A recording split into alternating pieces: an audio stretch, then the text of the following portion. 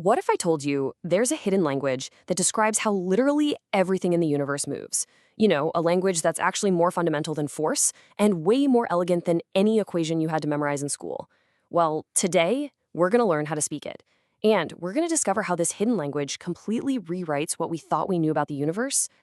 All right, so full disclosure, this subject has a bit of a reputation for being dense. I mean, for centuries, it's been famously difficult. But don't you worry. Today, we're going to crack the code and see the beautiful, simple ideas that have been hiding underneath all that complexity this whole time. So, we're going to start with the physics that everybody knows, right? The story of the apple. And then we're going to see exactly where that simple picture starts to totally fall apart. Yeah, F equals ma. Force equals mass times acceleration.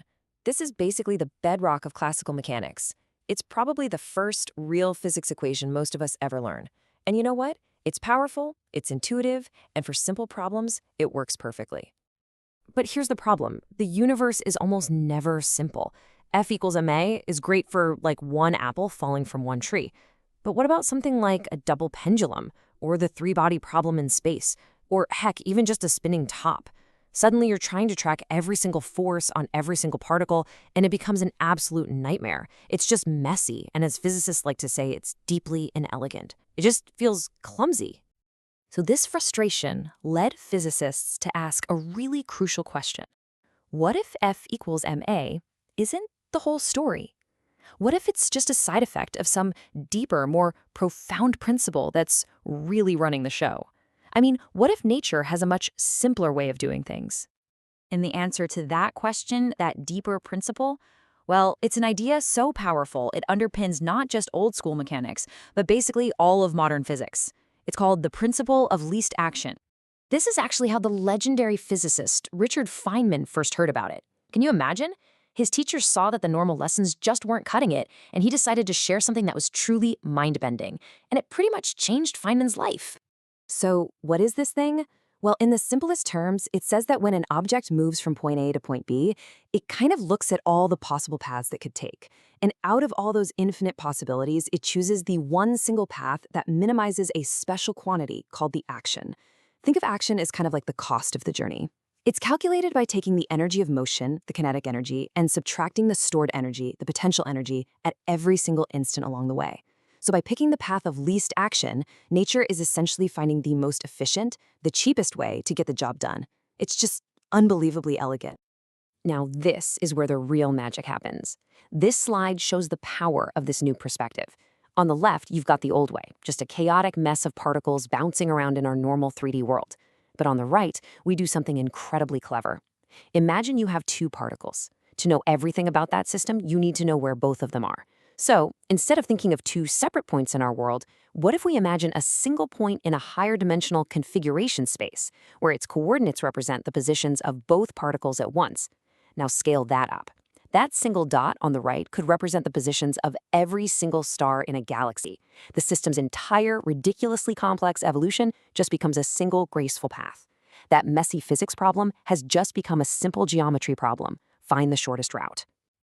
Okay, so this new language is beautiful, I get it, but its real power is what it reveals about the deep structure of our universe. And this, my friends, is where we get our big aha moment. So for the longest time, physicists knew about two different kinds of fundamental truths. On one side, you had symmetries, this idea that the laws of physics are the same here as they are in the Andromeda galaxy, things that stay the same no matter what. And on the other side, you had conservation laws, these bedrock principles like energy can't be created or destroyed. They seemed totally separate, but equally profound. And this is the punchline, all thanks to the incredible Emmy Noether. Her theorem shows that these aren't separate ideas at all. They are two sides of the exact same coin. Just look at this table. For every single symmetry in nature, there is a corresponding conservation law. The fact that the laws of physics are the same everywhere, that homogeneity of space, that is the reason momentum is conserved.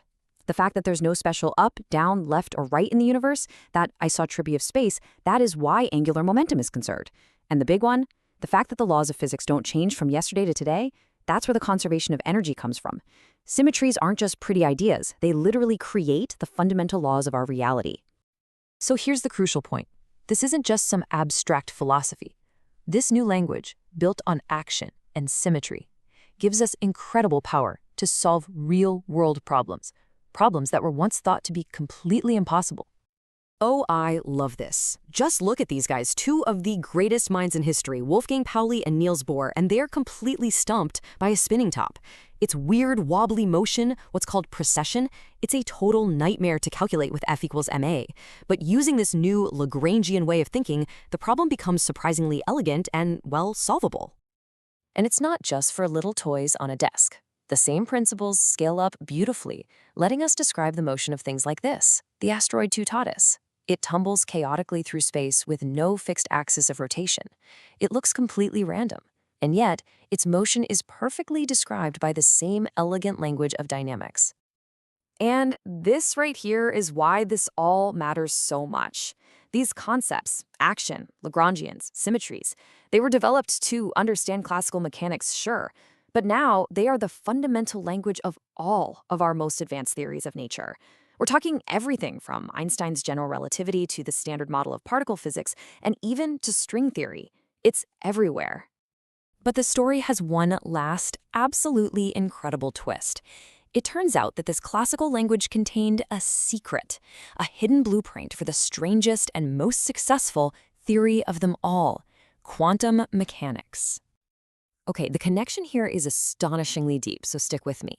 It turns out that in the classical world, there's this mathematical tool called the Poisson bracket that basically acts like a universal rulebook. It tells you exactly how any property of a system, like its position or its momentum, is going to change over time.